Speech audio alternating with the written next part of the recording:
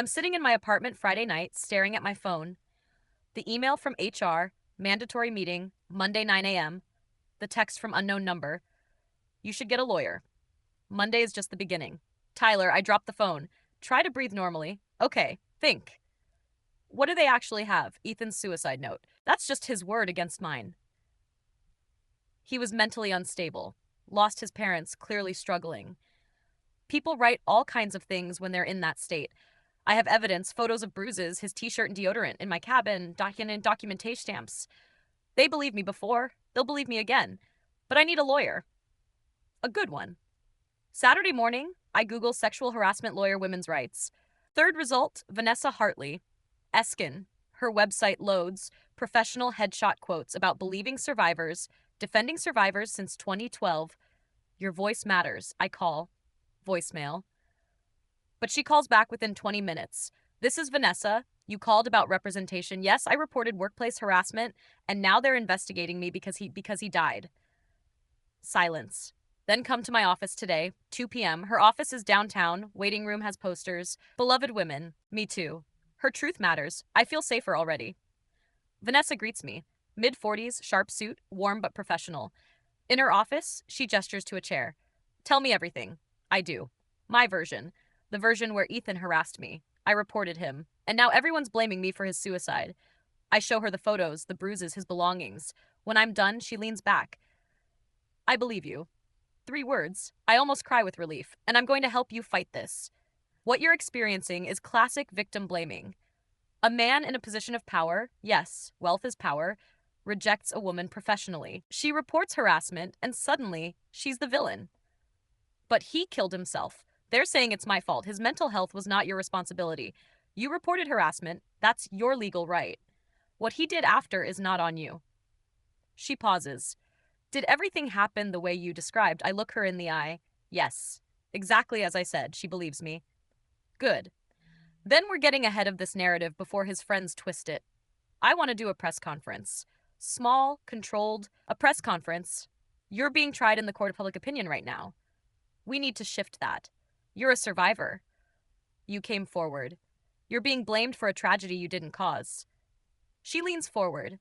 Are you willing to stand up and tell your story? I think about Tyler's cold stare. Michelle and Rachel's judgment. Yes, I'll do it. Good. Monday morning, 10 a.m. Between now and then, no social media, no talking to anyone from work. Understood. Monday morning, 8:45 a.m. I'm walking toward Pacific Charters building when a woman intercepts me. She's maybe late 50s with Ethan's same dark hair streely. Ashley, last name. I recognize her from the photo on Ethan's desk. His aunt, Patricia. Yes. Her voice is shaking with rage. You killed my nephew. My heart stops. I'm sorry for your loss, but I didn't. He was innocent. She steps closer. And you destroyed him. He wrote it all down. We know what you did. Ma'am, I understand you're grieving, but he called me 3 days before he died. Said everyone thought he was a monster. Said he couldn't live with it. You did that to him. Security is walking over now. Patricia's voice rises. The truth is coming out. You won't get away with this. They escort her off the property. She's crying now. I'm shaking. I text Vanessa. His aunt just confronted me in the parking lot. Security removed her. Response. Perfect. Use that emotion. Press conference in 1 hour. 10 a.m. Small conference room Vanessa rented downtown. 3 local reporters, 2 feminist bloggers, about 15 people total. I'm still rattled from Patricia, which actually helps. I look genuinely shaken. Vanessa introduces me. I'm representing Ashley, a survivor of workplace harassment who is now being blamed for her harasser's suicide. I read from the statement we prepared. I came forward about harassment because it was the right thing to do. Instead of support, I've been suspended, investigated, and blamed for a man's mental health crisis. This morning, his family member confronted me in my workplace parking lot, calling me a murderer. I'm not responsible for his choices. I have evidence, physical injuries, his belongings, documentation. But because he died, suddenly I'm not supposed to be believed. One reporter asks, "What do you say to people who think you fabricated the claim?" I look directly at the camera. I'd say, look at the evidence. Look at my injuries. Ask yourself why a woman would put herself through this unless it was true. After Vanessa squeezes my shoulder, you did great. This will run tonight and tomorrow. We're building your narrative. By Tuesday, the articles are out. 2 feminist blogs write supportive pieces. Survivor blamed for abuser's suicide. The problem with posthumous hero worship? Comment sections are mixed. Something feels off about this story. His friends say she pursued him for months, but also believe women. She has evidence. And poor woman is being re-victimized. Vanessa posts on her social media representing a survivor who had the courage to report workplace harassment. Now she's being investigated for his suicide. This is why women stay silent. Believe survivors within hours, 1,200 shares. Advocacy group Voices United reshares it. I get 50 plus DMs. Stay strong. We believe you. You're so brave. I screenshot them all. Send them to Vanessa. She replies, see, you have support. Don't let them intimidate you. Tuesday afternoon, Pacific Charter releases a statement. We're conducting a thorough review of new information. Then I see it. Tyler's comment below the post. New information equals proof of her lies. Justice is coming. My stomach drops. I call Vanessa. Tyler's saying they have proof I lied. He's grieving. He's lashing out. He's biased. Her voice is calm. You have evidence. He has emotional investment in defending his dead friend. But what if, Ashley, you're the victim here? Don't let him get in your head. Wednesday morning, anonymous text. FYI, office is split. About half believe you, half believe Tyler. People are taking sides. Half the office believes me. That's not bad. I thought everyone would turn on me. I text Vanessa. Someone said the office is divided. Half believe me. She responds. Good. That means your press conference worked. See, you're not alone. I feel hope. I can survive this. I have a lawyer, public support, evidence. Tyler's just angry. He's Ethan's friend. Of course he'd defend him, but friendship isn't evidence. Meanwhile, Tyler's apartment. His dining table is covered with papers, photos, laptop. Michelle and Rachel are there. Patricia, Jennifer from accounting. Tyler shows them a timeline, witness names, dates, the deck argument at 10:05 p.m. My claim that Ethan came to my cabin at 10:47, but Tyler's text thread with Ethan shows 11:47 p.m. Ethan was in his cabin going to sleep. The timeline doesn't match. Tyler tells them she lied about the time. Michelle, what about the yacht footage? Tyler meeting with their security director tomorrow. He's planning building a case. Wednesday evening, my phone buzzes. Vanessa, heads up. Tyler's gathering witness statements. He's building something. Stay calm. My heart rate spikes. Building what? His version of events. But we have yours with evidence. Don't worry. I try not to worry. I fail. Another anonymous text. Tyler brought yacht security director to meet with CEO today. They talked for 2 hours. Yacht security. Why would that matter? I try to remember that night I checked. There were no cameras in the hallway near the cabins.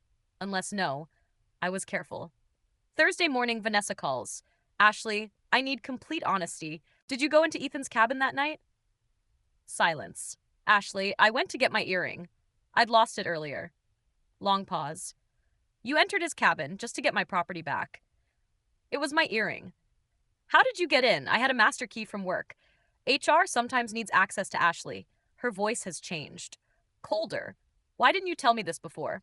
It didn't seem important. I was just getting my earring. If there's footage of you entering his cabin and you claimed he came to your cabin, that's a major problem. There's no footage. I checked. No cameras in that hallway. Are you absolutely certain? I think back the hallway. No cameras. Yes, I'm certain. She sighed. Okay, but from now on, complete transparency. No more surprises. Understood. Why is she asking about footage? What does Tyler know? Meanwhile, Tyler meets with Carlos, the yacht security director. Carlos pulls footage, exterior deck cameras. Timestamp 12:17 a.m., me approaching cabin 14, looking around nervously using the key card.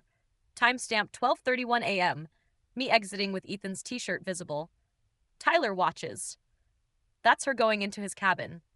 Carlos, I can provide this officially if requested. Tyler, they will. Thursday evening screenshot from anonymous number, Pacific Charter staff group chat. Mark, Tyler showed me something today, security footage. Looks bad for Ashley.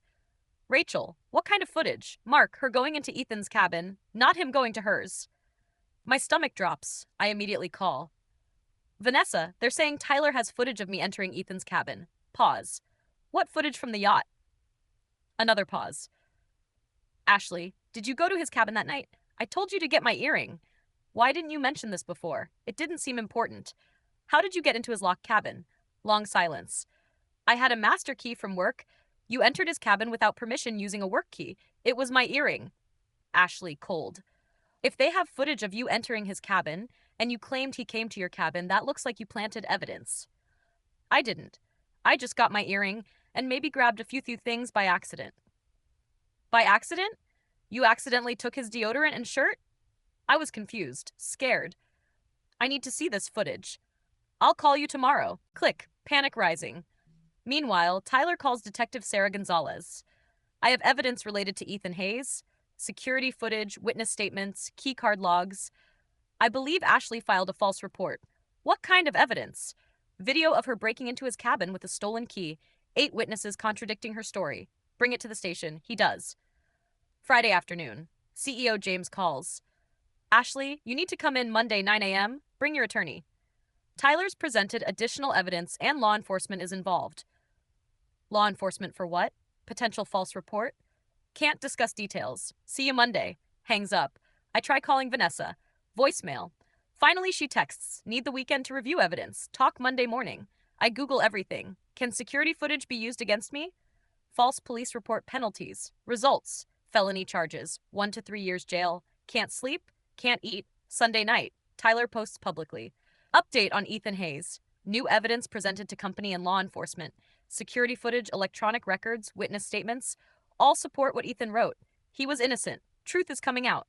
Justice for my brother. The post explodes. Comments flood in. She lied, poor Ethan.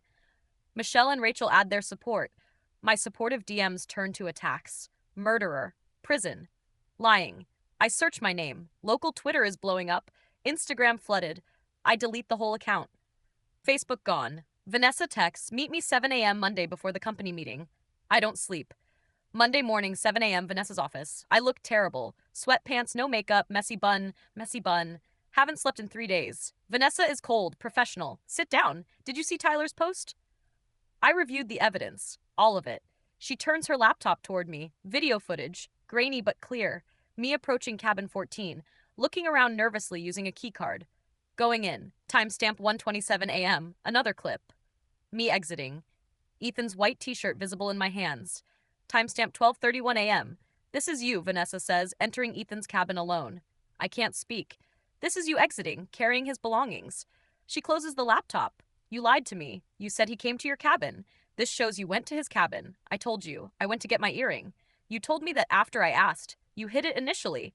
I wasn't hiding. Stop hard. I also reviewed key card access logs. You checked out a master key under false pretenses. That key accessed his cabin at 12:18 a.m. Yes, I used the key, but nothing. You broke into his cabin, took his belongings, photographed them as evidence, then claimed he brought them to your cabin. That's fabricating evidence. That's fraud. I'm crying. You said you believed women. You said you'd fight for me. I believe survivors. I don't defend people who make false accusations. She stands. Do you understand what you've done? Every real victim will be doubted because of you. You're a gift to every defense attorney in the country. I was humiliated. He rejected me in front of everyone. Vanessa stops, stares. So this was revenge for rejection. I realize my mistake. No, I mean, I can't represent you. She opens the door. The meeting is at 9. Find new representation. This conversation is over. Leave. In my car, hyperventilating. 7:45 a.m. I call lawyers from Google. Can't take this case. Don't handle false reports. Conflict of interest. Finally. David Ross. Criminal defense. I can meet you at 8:50. Retainer is 5,000. I Venmo him. My last savings. 8:50 a.m. David meets me in the parking lot. I give him 10 minutes. This is bad, he says. They have video logs, witnesses. Your best bet is to cooperate and hope for lenience. Can't we fight this? No. 9 a.m. the conference room. CEO James, HR Director Karen, company lawyer Margaret, Detective Sarah Gonzalez in uniform. And in the back row, Tyler, Patricia. Tyler's face is calm, cold, determined. Patricia's eyes are red but focused. I sit down. David beside me. Margaret speaks first.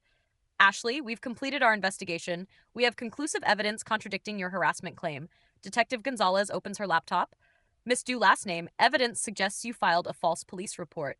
She plays the footage. I watch myself, going into his cabin, coming out with his things. Caught. This shows you entering Ethan Hayes' cabin At 12:17 a.m. You claimed he came to your cabin. That's a false statement. I try. I went to get my earring with a master key obtained under false pretenses. She shows the keycard log.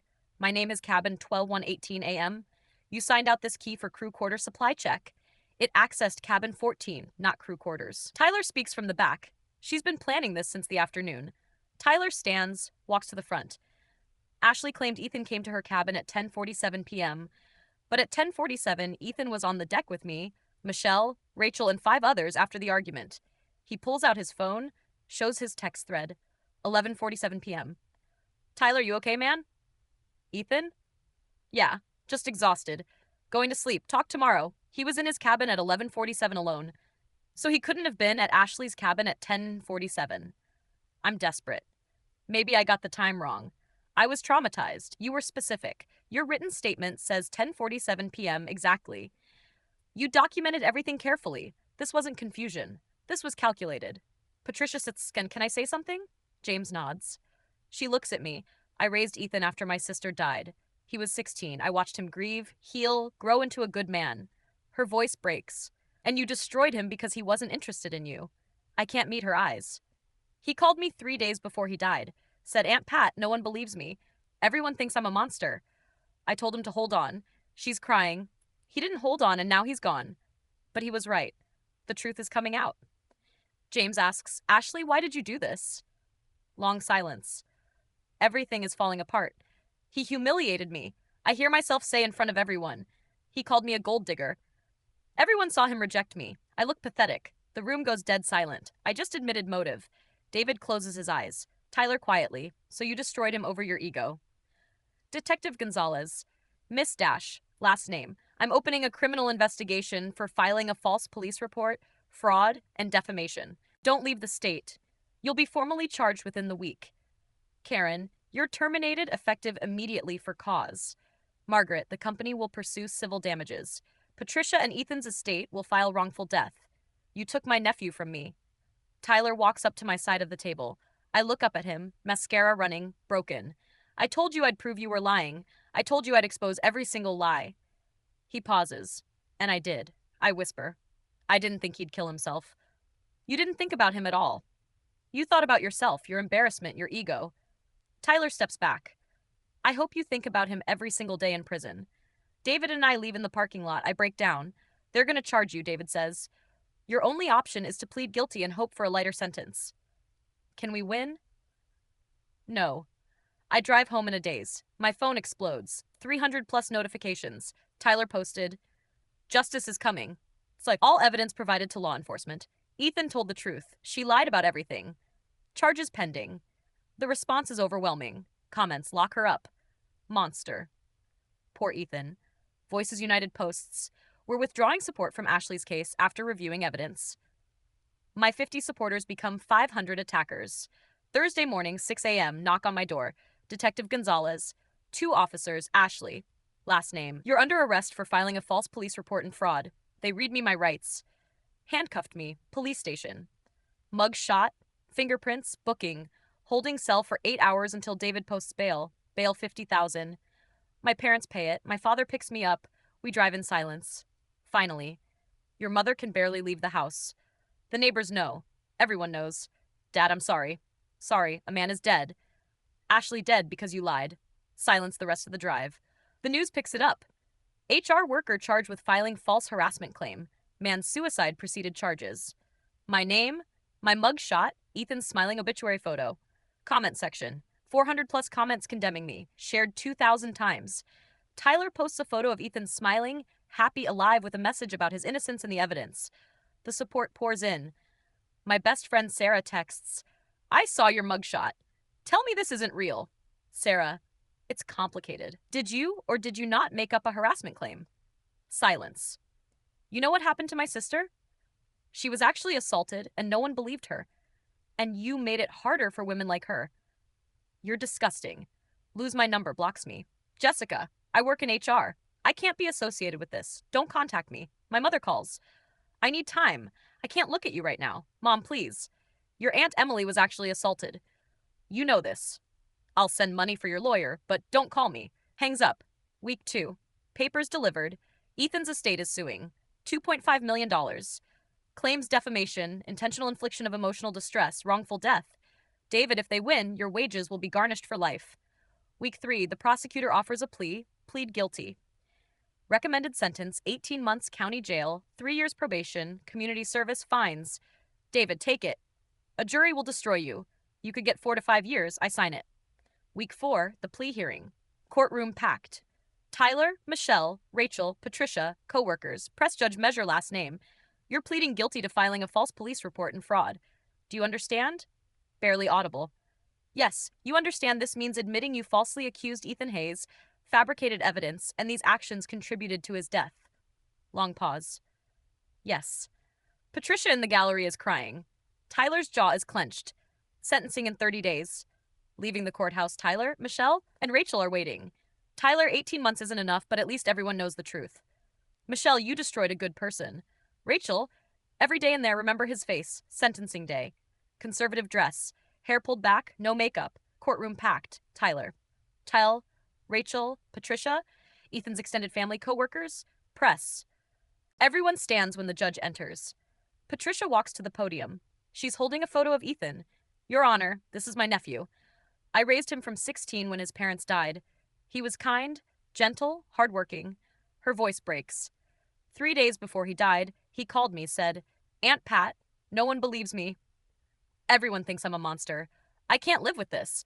I told him to hold on. She looks at me. You took the last family I had. You destroyed him because he wasn't interested in you. I don't want her to die. I want her to wake up every day knowing what she did. That's real punishment. She sits. Michelle puts an arm around her. Tyler stands. Ethan was my best friend for 20 years. When his parents died, I was there. When he got this job, I got hired too. After her accusation, he called me every night. Why won't they believe me? I told him to fight. His voice breaks. I found his body. I read his note where he told the truth, and I promised him I'd make sure everyone knew. He looks at me. I kept that promise. Your lies are exposed. His name is cleared, but he's still gone. He sits. David nods at me. My turn. I stand, hands shaking. I'm sorry for what I did. I made a terrible choice born from anger and embarrassment. I never intended for Ethan to die. I didn't think it would end like this. I wish I could take it all back. My voice cracks. I have to live with this forever. I'm sorry to his family, his friends, and to him. I sit.